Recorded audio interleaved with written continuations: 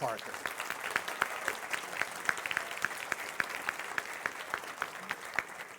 I'm Dean Butler. I played Almanzo Wilder in the series. We were all,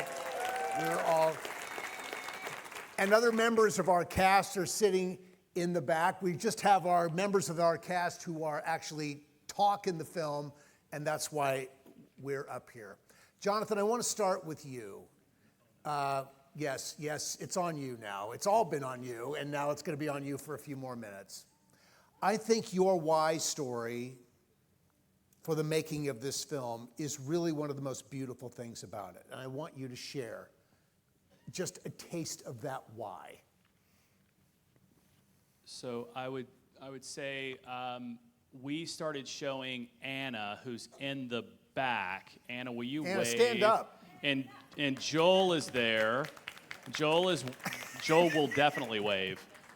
And we started showing the show to Anna, I think prior to 3, maybe 2.5, 3. It was just like, what's something kind of fun that we can watch that we can have on TV.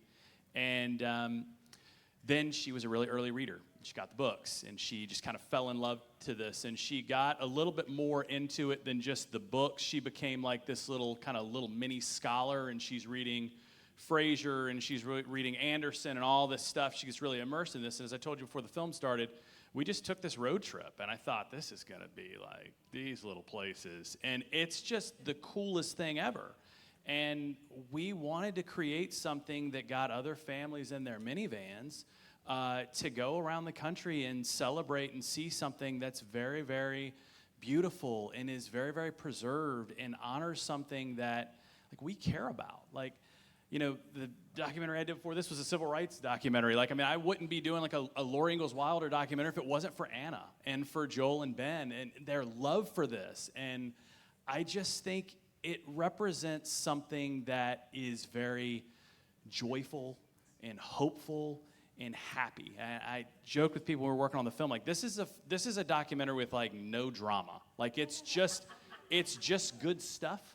And I think we need a little dose of that. And so we spent the last year in 65, 70 nights in hotels riding around and seeing these really cool places. And it's just been a joy. It's been the time of a life. Jonathan, thank you for doing it. You've done a beautiful job. Thank you.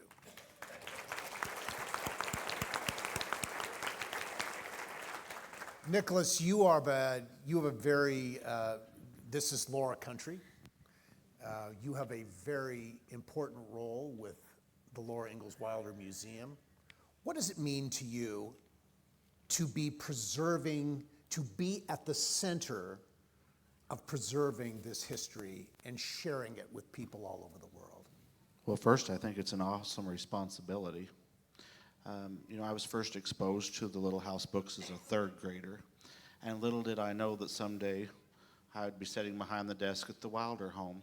And I think it's also a privilege because you watch the people that come through the doors and their interactions. I was just sharing with you just recently, one of my jobs is to answer the fan mail that still arrives for Laura. And just a few weeks ago, Laura still gets fan mail. Still receives fan Okay. mail, yes. Just a few weeks ago, received a letter from a little boy in California, and he was probably 3rd, 4th grade, and they were given the assignment to write to their hero and invite them to school to dinner. And I had to call him and explain that his hero had been deceased since 1957, but those kind of interactions are so special. And for children to still be falling in love with history through the stories of Mrs. Wilder, I think is remarkable. So it's a privilege and a responsibility, one that I take seriously as all of our staff does at Rocky Ridge. It's a privilege. Thank you for doing it, Nicholas. Alison, you have been so at the center of keeping what we all did on the television series present for people wherever you go. And you do it in this irrepressible way.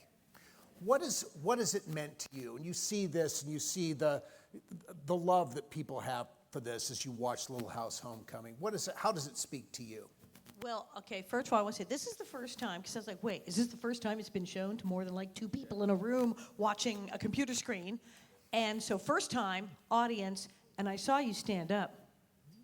Well, standing ovation. Yeah, nailed it, okay, yes.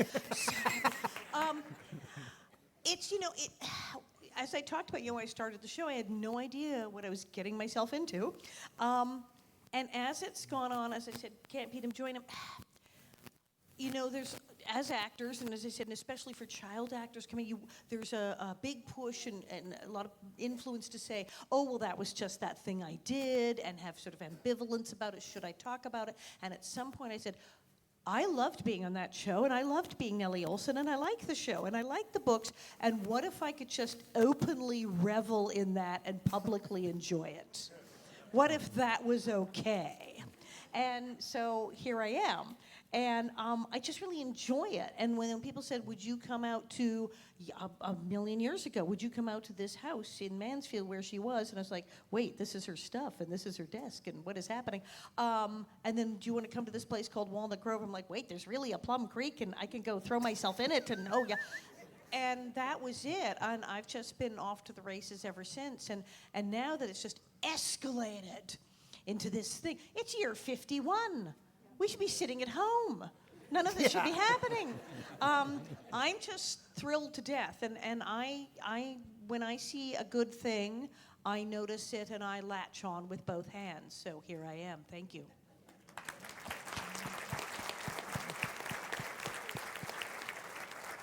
Charlotte, in a very real way, the way Jonathan structured this, you really are leading the audience through this story, and how appropriate that Miss Beadle is teaching, helping to connect the teaching experience of Laura. What you've talked about, I've heard you talk about this so many times. You tell these stories wonderfully, but what does it mean to you to be a part of this? And you've done so much work. Charlotte has had an amazing career. Little House. Amazing 4-year involvement in Little House, and it's just been ever present in your life. What has it meant to you to be a part of this? Oh my God. First of all, it's so good to see a lot of you I have seen for so many years, because we keep coming back here. You're so good to us. Thank you so much. Just thank you, Reverend, for having us back again. This is great. Years ago, when Alison called me one day and she said, we're going to go across country and meet some people and talk about Little House. And I said, why? She said, because people love us. And I said, they do? So that was the first trip. And when was that, about 25 years ago? Nebraska or something. I had never thought, because when we were doing Little House on the Prairie, Hollywood was kind of poo-poo. What's that? Well, excuse me, where are their shows today? We're still on the air. Thank you. No, this really opened my eyes. I always loved, I was so proud of what I was doing, but you didn't get a lot of feedback in Hollywood. But, thank you. You guys are just great. We love meeting you. We love going around the country. We love hearing your stories of your childhood and how our show influenced you. And I'm just very proud to be here. Thank you. Thank you, Charlotte. Wendy Lou Lee was baby Grace. Just one of the most, you and your sister, two of the most adorable children ever on television. Just beautiful, and there was a sweetness about you. Still is. And yet, I was going to say, still? Still, yeah. You have been a wonderful representative of all of this, and as much as you barely said a word. Oh, a couple, but that's it. On the show, but yeah, you cried when you were fed oatmeal that was too salty, and you did those things, but you've really embraced Little House in a very, it's just a part of you. It's clearly a part of who you are and how you occur in the world. Tell us about what it has meant to you. That's strange, but I do feel like Grace and I have this like connection. I don't know how. And I don't know how I'm this little tiny girl and then move away from Hollywood and don't see you guys for 23 years and then all of a sudden reunited, and I think it's magical. I don't know. I don't know how it all happened. And now I'm like, I can't even separate myself from Grace. It's Yeah. beautiful. I don't know Yeah. what to say. And I feel like watching that, I almost elbowed Jennifer and said, we were so blessed to be put on this show and Yes. not Married with Children. Because that's what was on. I think that's what was the same year that I got cast as this was Married with Children. We could have been, I don't know. This is, I'm blown away that to be part of this.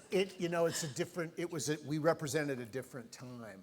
I'm wondering I want to talk to Jennifer quickly. Talking about the relevance of the program, the ongoing relevance.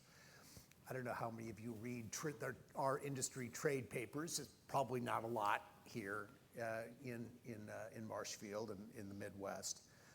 But last year, Little House had in its 50th anniversary year, streamed 13.3 billion minutes on Peacock last year on NBC streaming service. That is 25,000 years of viewing in a single year. Now that tells you that there is a resonance for this material. I want to throw it out to, I just want to get to Jennifer. So Jennifer is part of this modern era. I met Jennifer Brallier at a Little House event a year and a half ago, and Jennifer has been doing my social media work, and now she is doing social media work for the owners of Little House on the Prairie in anticipation of the launch of the new series, which is coming on Netflix in 2026. Jennifer, you really are a youthful connection to what Little House is. Everything about you sort of connects to all this. What is Little House in the modern world? You're a very active young person in our world. She's 26. What does Little House teach us today? It's so interesting because I'm so active on social media and I see all of these circles with homemaking, and there's this whole new generation of young people coming up that are just obsessed with the idea of slow living and going back to more simple ways. And so I think the reason that Little House on the Prairie is so relevant to even my generation and younger is there's these people, like somewhere in these generations, we kind of lost the art of creating and the art of doing slow things. Everything became very convenient, right? So it's so interesting to me, myself included, now as a young wife who has her own home, who wants to spend time in the kitchen creating recipes from the Little House cookbook and connecting with people and creating recipes and just really forming those relationships with people in such a really cool, unique way. And so I think that Little House on the Prairie, for our younger generation, it's really about coming back to simple living and creating those relationships through food, through laughter, through music, and I think it will continue to live on forever. I really do. It represents something. Little House represents something that is so fundamental for people, and it's basic fundamental truth. Laura wrote it that way. Michael Landon wrote his version of Little House that way. I want to just, if anyone wants to add anything, I want to open it up for an opportunity for a few questions, because we're going to have to stop here in about 10 minutes because of another event that's taking place in this room. After watching the film, any comments, questions that you'd like, sir? I was kind of curious set and where you guys filmed it all last year. Yeah, Simi Valley, it was amazing. Of course, as Miss Beadle, I didn't get outside a lot. They kept me in the schoolroom, so it was wonderful to be out there. Thank you. It was long time. I had been back a bit because over the years, would be an interview out there, or the time we did an interview, and Catherine McGregor and Richard Bull were there, and you were there, and you kept saying, "Where's the creek?" because you thought it was real the whole time. I just went this one over. And I had been back, and people said, "I want to see the ranch," so I'd call and get hold of someone. Can I go up for him if I'm in? So I'd been there, but we had now the reasonable facsimile, our backdrops of all of our buildings, and the design. Olin is here, who made all that happen. You saw him drawing in the film, and I got to go back with 18,000 of my closest friends. It was so crazy, and the buses doing tours. I remember thinking, well, one day we should have buses do tours of this. Oh, now we are. It was mind-blowing, and it was so strange because the area where the school is, I mean, well, in the Good Morning America, which was the interview thing we did, I stood in front of the school area and said, "This is where I fainted the first day." And then I fell down. I threw myself on the ground to demonstrate, because it's amazing. It is like going back to your junior high school campus or playground for me. It's a very strange experience. I would say that the outdoors, Grace, she's just being carried into church. So my favorite was the interiors and actually getting to walk into the little house and sit in this, not in the high chair, but in the chair that was where Grace sat. Like, it was emotional. Like, it was, I don't remember that much of it, but I remember watching it my whole life and thinking, wow. I mean, that was just, I mean, in the mercantile inside, I mean, you just had so much fun in there. And they had the peppermint schoolhouse sticks for me. Yeah. Yes, ma'am.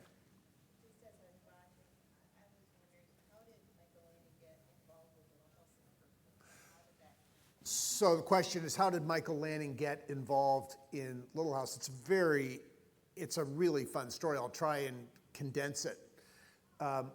Edwin S. Friendly II was one of the executive producers of Laugh-In.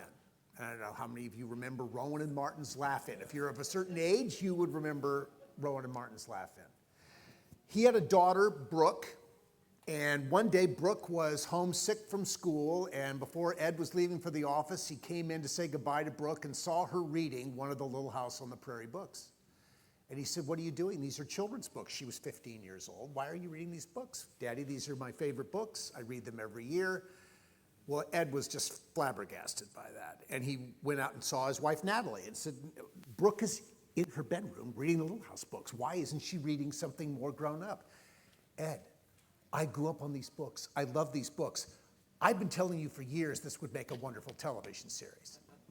Ed snuck a copy of the book the next day into his baggage, into his carry-on. He was flying to New York. He hid the book in a Wall Street Journal because he didn't want anyone to see that he was reading a children's book. He'd been so judgmental of his daughter reading a children's book, he couldn't be seen. He got off the airplane in New York, picked up the phone, called his lawyer, and said, "Find who owns these books. I've got to acquire this material." He hired a writer named Blanche Hanalis. It was actually, Blanche was the second writer. There was a first writer. It didn't get it for Ed the way he wanted it. He hired Blanche. She was the one who really spun the original pilot together. One Sunday morning, Ed, who Brooke now was 16 years old and driving, they lived in Beverly Hills. "Brooke, I want you to drive this script up to Michael Landon's house." Michael lived on Tower Road in Beverly Hills. So they were relative neighbors. Brooke drives through the streets of Beverly Hills on a Sunday morning and slips the script into Michael's mailbox and comes home. And they wonder what's going to happen. Well, that afternoon, the phone rang at the Friendly house. Michael Landon on the phone. He introduces himself. "I'd like to come down and talk to you about this." Now, Ed had in mind that he wanted Michael to direct the pilot. He'd watched He'd watched several episodes of Bonanza, particularly an episode called The Wish of Bonanza that was very moving to him. He and Natalie had sobbed through this episode. And he wanted Michael to direct the pilot. He thought that Michael was a wonderful up-and-coming director. He talked to his friend Lauren Green. Ed and Lauren Green were in horse racing together. Lauren had extolled Michael's virtues as a director. Michael came down, sat down. If you knew Michael Landon at all, there was no way Michael was pussyfooting around about what he wanted to do. So not only did he want to direct this, but he was crystal clear in that conversation that he wanted to star in it as well. Now, Michael had just come off 14 years of Bonanza, and he had a pay-or-play deal at NBC. So they had to have either NBC and Michael were going to agree on an idea that they would do together, or they were going to owe Michael a lot of money. So they were looking for the thing that Michael would do.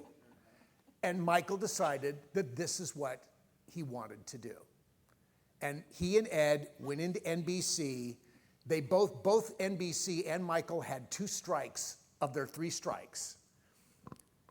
And Michael said, this is it, or write me a check for $2 million. So, and at the time, today, $2 million is a lot of money. It was a huge amount of money then. So they said, let's make the show. And I don't think NBC had high hopes for it. As Michael said in his comments that the network thought it was a dog. The audience didn't. The audience, the people they sat at the preview house in Hollywood and watched this pilot, and it tested through the roof. It was the highest testing pilot that NBC had ever had. And it went on the air in March of 1974. They bought it 7 days later, 22 episodes for a first season, 7 days later, and Michael set off on the journey of his career, crafting stories about the human experience, using this world of Walnut Grove as the sort of the centerpiece of it all. And it's obviously 50 years later, the rest is history. Michael knew. I hear Michael's been gone for 33 years now. 34 years it'll be this year. And he said to many of us, people will be watching this show long after we're all gone. He knew it. And if you knew Michael, you knew how certain he was about the things he was certain about. He knew this was going to work. And so I think as his son said, this is the centerpiece of the show is the centerpiece of his legacy. And I think it's I think we'd all agree, it is a wonderful mixture or a melding together of what Laura wrote and Michael's storytelling, which was emotional in nature. Laura wrote about what the family did. Michael wrote about how they felt about it. And the two things go together really beautifully. And I can just tell you from being in Hollywood in the 70s, absolutely everyone at NBC, when he said, this is what I want to do and I want to be Charles Ingalls, and everyone that he said, and they'll be watching this after we're all gone, everyone thought he had lost his mind.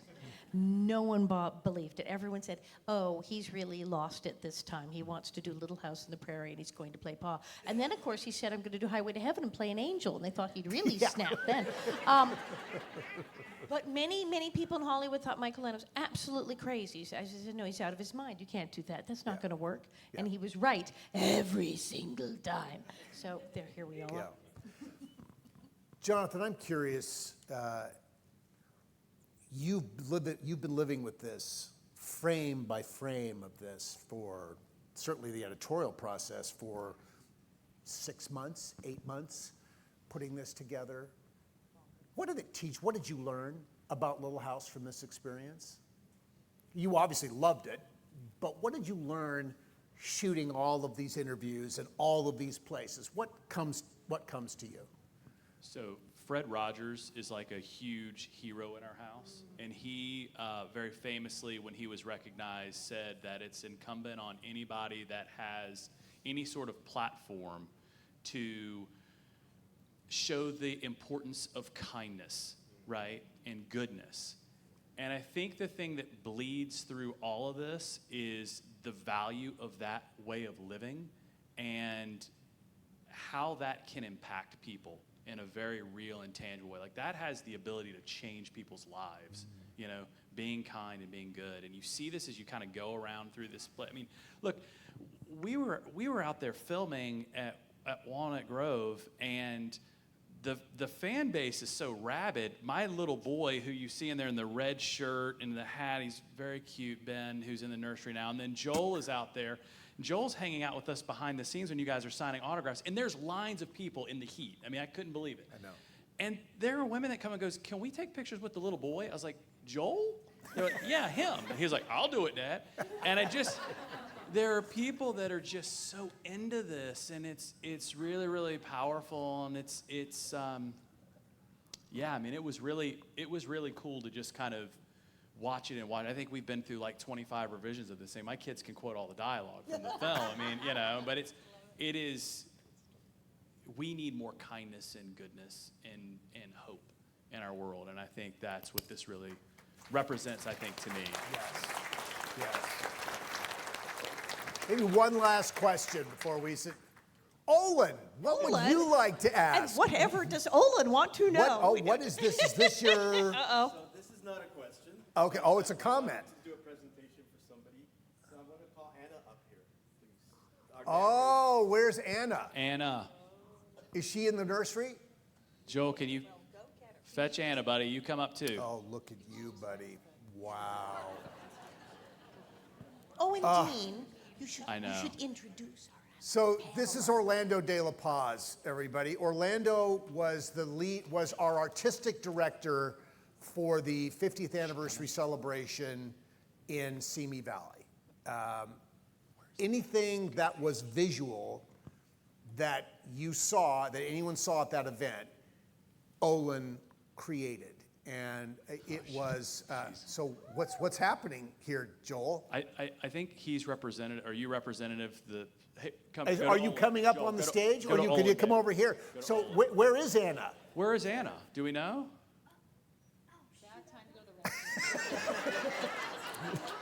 Here she comes. So They found her. Oh, here she is. So In full costume. Orlando was a huge part of that experience and has become a big part of the Little House family. And he was drawing Laura, Three Faces of Laura, in the film that we just watched. And Olin, what do you have for Anna? So first of all, I want to thank Dean Butler because he was the guy filming me. Yes, I shot you. Yes. Job as our, I guess, assistant director. Yes. But I wanted to present this to Anna, and can I read this? Yes, you can. Dear Anna, you were the inspiration for this project. Thank you for your love of Laura Ingalls Wilder and making all this possible, from Olin Paz. And this is the result of my project.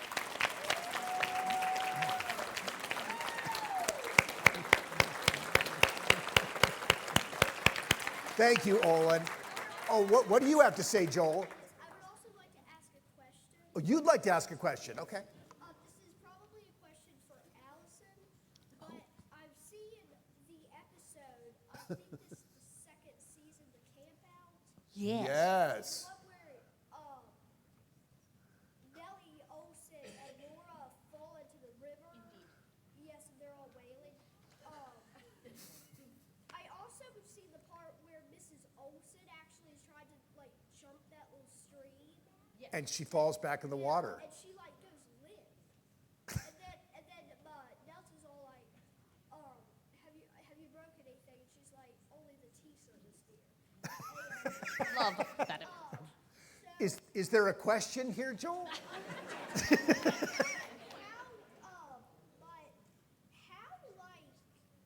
scary was it for you guys to be doing Oh, okay. river?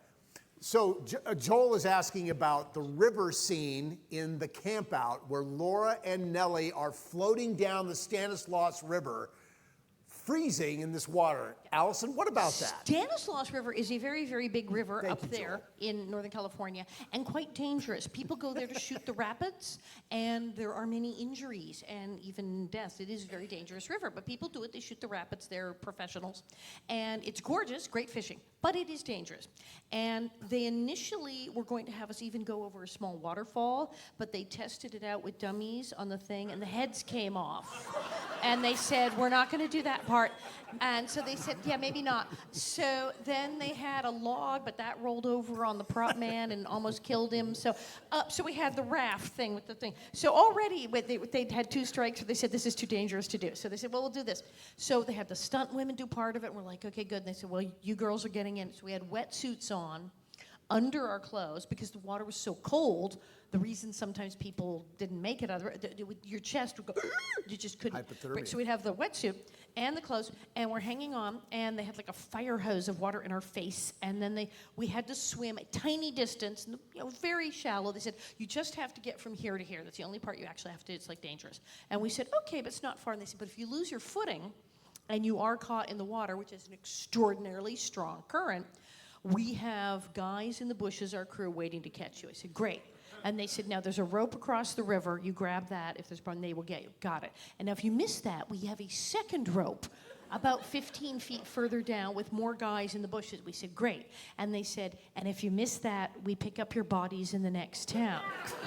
Because that was the waterfall after that, and it was like nothing they could do. So they said, don't lose your footing. Okay, just don't, and don't miss that first rope. And luckily, we survived. But yes, we got official stuntmen's patches when we were done because it was actually that dangerous a stunt. Now I'm glad that Miss Beadle never got out of the schoolroom. Aren't you glad? Guys, also, the vines you guys are holding on to, were those real vines? No, we had a inner tube, an inflatable inner tube, then covered with real branches. And we hung on to that, which was much safer than the log that they were going to use, which did not work at all. So thank you for that, Alison. Very nice. One last question. And did you have a question, man? Yes. You said something about cookbook.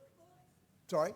Oh, cookbook, the yes. cookbook, yes, so yes. there is a Little House cookbook. You can get it on Amazon. You can also get it on littlehouseontheprairie.com, and then it's linked there. And there's all these recipes that, listen, I'm not going to lie to you. Some of them need a little modernization, okay? The blackbird pie. Yeah, me and Alison had a whole conversation about this last night. I was like, some of them need a little, we have technology now. We can use it. So when you're making some of these recipes, they're so fun to make, and they are based on the books. So so much fun. There's homemade ice cream. You made that online? I did, yeah. You can go to the Little House on the Prairie's Instagram, Facebook, Can they buy the TikTok. cookbook from you? Not Here? from me directly. Oh, So is it for sale museum. at the museum That's in right. Mansfield? Oh, there it is. The cookbook is written Reverend by a knows. woman named Barbara Walker, who is a food historian, and she did a beautiful job collecting this. And yes, you can watch Jennifer making recipes from the Little House cookbook online. Yes, I'm Now- working on making more and more of them, but trying to just get some video footage out there so that you guys can see the simplicity of it and then use some modern technology along the way. Thank you all for coming this morning, being a part of the world premiere of Little House Homecoming. Thank you, Jonathan, for your beautiful film. Thank you, everybody, for participating. And hi to our friends in the back, Miss Pam Royland. Yes, we have other members of the Little House family. Sarah Carter's in the back. Baby Rose, toddler Rose. Baby Wade. All the Rose babies. in the back. We'll see you during the weekend. Okay. Have a great time. Dean, before we break, if you like Laura, if you love Laura, Laura Palooza is happening, I think, in July, which is a really cool event. I think this is going to be in South Dakota. The person waving her hand currently, there you go, is Sarah Manley, who is Hi, Sarah. who's with Laura Palooza. If you get a chance, get information from her. We'd love to have you join for that too. So, awesome. Yeah.